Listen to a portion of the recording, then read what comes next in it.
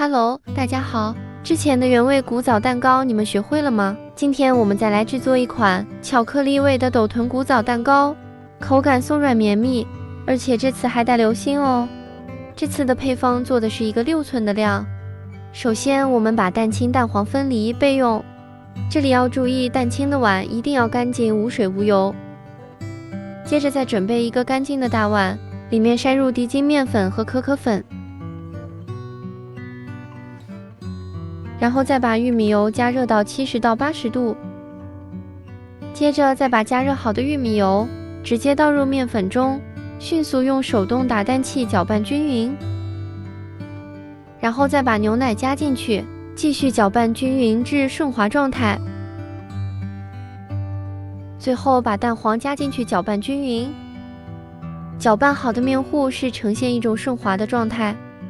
面糊部分就做好了，接下来准备一下蛋清部分，准备一个干净大碗，加入蛋白和少许柠檬汁进行搅打。搅打过程中，将糖分3次加入蛋白进行搅打，最后将蛋白搅打至7成发，一个软基尾的状态即可。这里蛋白的状态不宜打得太硬，不然会导致胚子表面开裂。最后再把蛋白和面糊部分搅拌均匀，这里的搅拌方法切记是用橡皮刮板进行翻拌，这样蛋白才不会出现消泡的现象。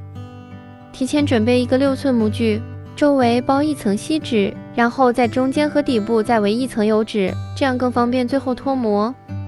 最后再将面糊倒入模具中，这次要做一个流心巧克力口味的，所以我们中间再加一层巧克力豆，最后表面再放一层耐烤巧克力豆进行装饰。古枣蛋糕用的是水浴法来进行烘烤，所以在烤盘中加入少许温水，烤箱上下火150度，预热10分钟，再将蛋糕放到烤箱的中下层，烘烤1个小时左右。烤好后出炉清蒸一下，稍微降温后将蛋糕取出来，